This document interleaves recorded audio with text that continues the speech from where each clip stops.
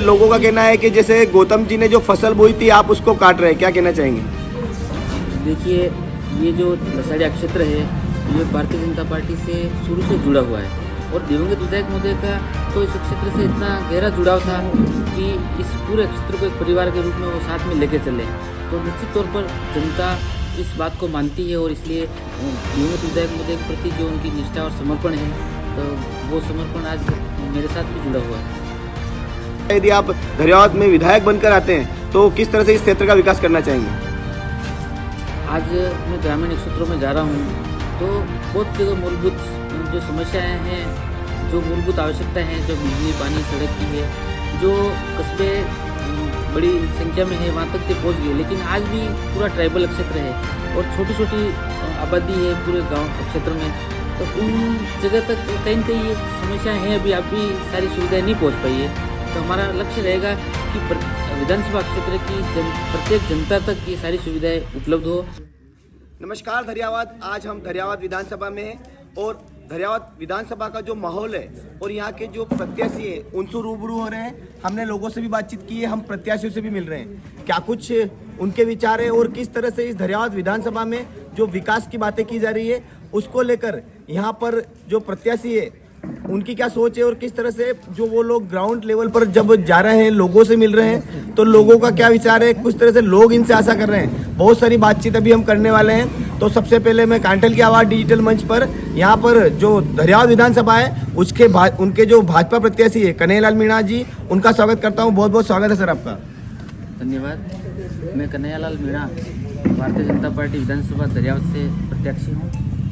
आप कांठल की आवाज़ के जितने भी दर्शकगण हैं आप सबका अभिनंदन करता हूँ। तो हमारे ये जो साक्षात्कार की श्रृंखला हम चालू करने वाले हैं, सबसे पहला मेरा सवाल है कि जैसा कि ये धरियावद विधानसभा है और मैं लसाड़िया में बैठा हूँ, तो ये जो आपका एरिया है यहाँ पर गौतम जी कोई मतलब ऐसा नाम नहीं है जिनको कोई बच्चा नहीं जानता हो। तो गौतम जी वो शख्स थे जिन्होंने इस पूरी विधानसभा के लिए काम किया और पर्टिकुलर लसाड़िया की बात करें तो यहाँ पर पूरा लसाड़िया का बच्चा उनको जानता है। पूरी धरियावद विधानसभा में उनको लोग पहचानते थे। अब लोगों का कहना है कि जैसे गौतम जी ने जो फसल बोई थी आप उसको काट रहे हैं, क्या कहना चाहेंगे? देखिए, ये जो लसाड़िया क्षेत्र है ये भारतीय जनता पार्टी से शुरू से जुड़ा हुआ है और उसका जुड़ाव का कारण है कि यहाँ जितना भी विकास हुआ है वो भारतीय जनता पार्टी के समय में हुआ है। तो निश्चित तौर पर भारतीय जनता पार्टी की सरकार ने सारे विकास कार्य किए तो जनता का जुड़ाव भारतीय जनता पार्टी की तरफ है ही है। और दिवंगत विधायक महोदय का तो इस क्षेत्र से इतना गहरा जुड़ाव था कि इस पूरे क्षेत्र को एक परिवार के रूप में वो साथ में लेके चले। तो निश्चित तौर पर जनता इस बात को मानती है और इसलिए दिवंगत विधायक महोदय के प्रति जो उनकी निष्ठा और समर्पण है तो वो समर्पण आज मेरे साथ भी जुड़ा हुआ है।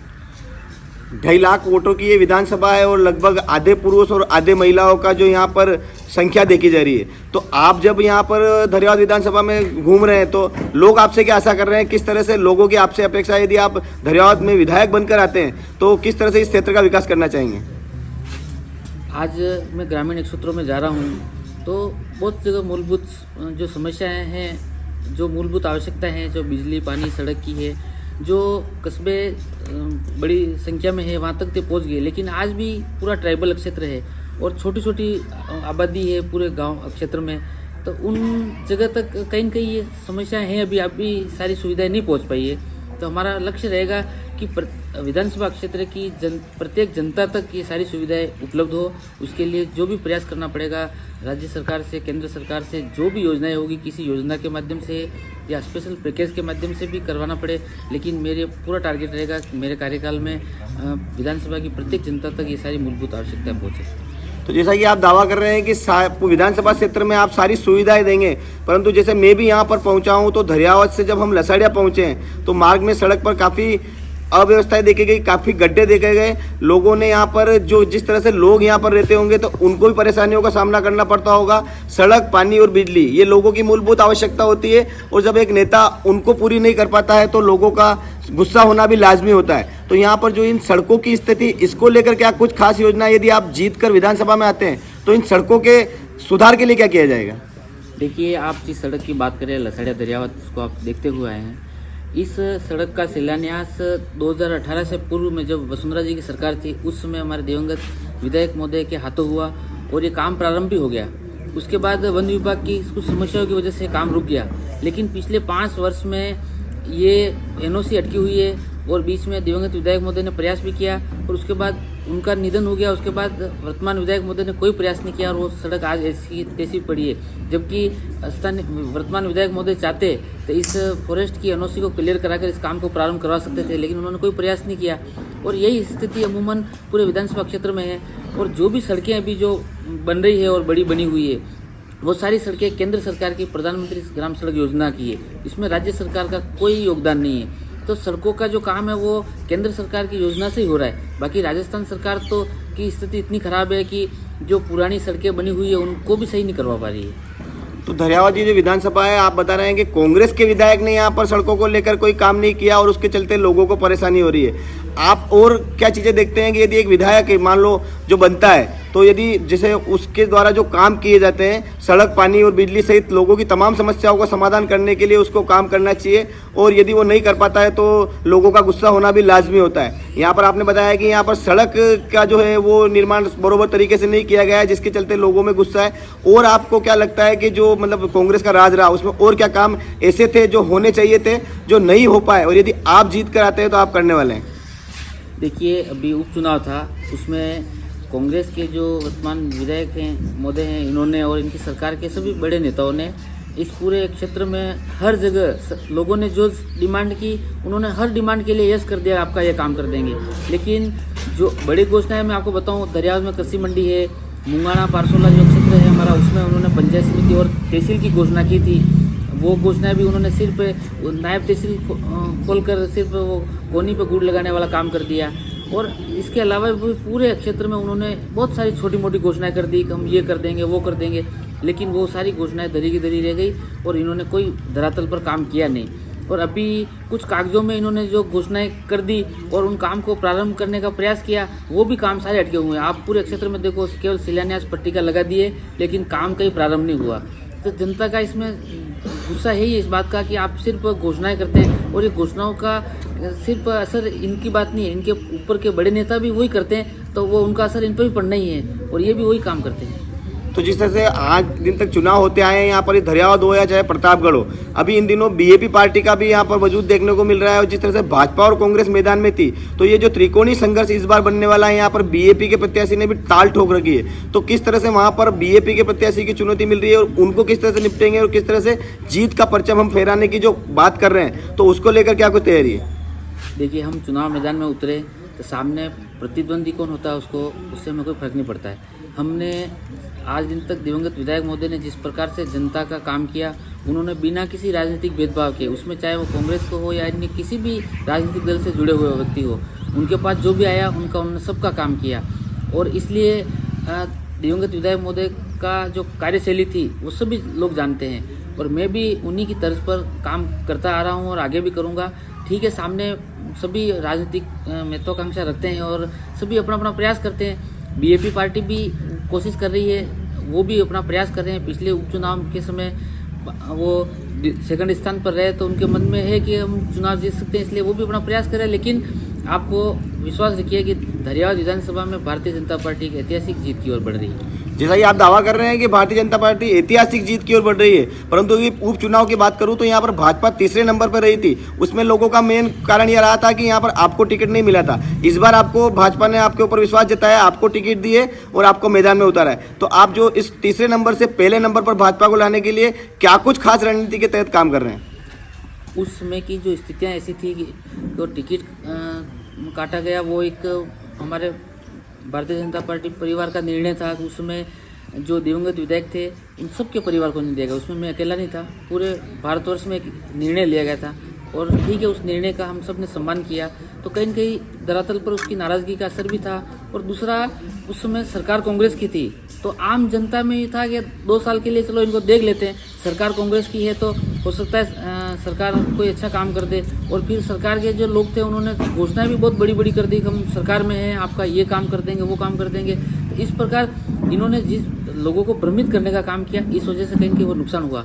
लेकिन 2 साल में वो बात जनता समझ चुकी है और उसका जवाब अब इस विधानसभा चुनाव में देगी।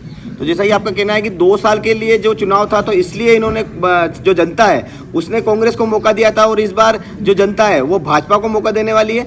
अब मेरा एक सवाल हो रहा है कि सर, जिस तरह से मैडम वसुंधरा राजे हैं वो जो गौतम जी को मतलब काफ़ी उनका सम्मान करती थी, जब वो दिवंगत हुए तब भी वो यहाँ पर आई थी और उसके बाद में उनकी मूर्ति के अनावरण में पहुंची थी। अभी भी मैडम वसुंधरा राजे का आपके ऊपर खास आशीर्वाद है, तो क्या इस विधानसभा चुनाव में वो यहाँ पर स्टार प्रचारक के रूप में पहुंचने वाली है या किस तरह से उनका मार्गदर्शन आपको मिलने वाला है? देखिए, हमारे पूर्व मुख्यमंत्री वसुंधरा जी का हमेशा से इस विधानसभा क्षेत्र पर आशीर्वाद रहा है। उनके आशीर्वाद से बहुत सारे काम इस विधानसभा क्षेत्र में हुए हैं और दिवंगत विधायक महोदय का जुड़ाव था उनसे बहुत अच्छा, और उसका बेनिफिट ये मिला कि पूरे विधानसभा क्षेत्र में बहुत अच्छे काम हुए। अब आने वाले समय में भी हमने विधानसभा क्षेत्र की समस्त टीम ने जो काम कर रही है, अब इस दीपावली के बाद हम सब मिल बैठकर तय करेंगे, कोई कार्यक्रम की योजना भी बनेगी, वो अब हम सब पूरा प्रबंधन समिति बैठेगी, उसके हिसाब से हम निर्णय लेंगे पूरा।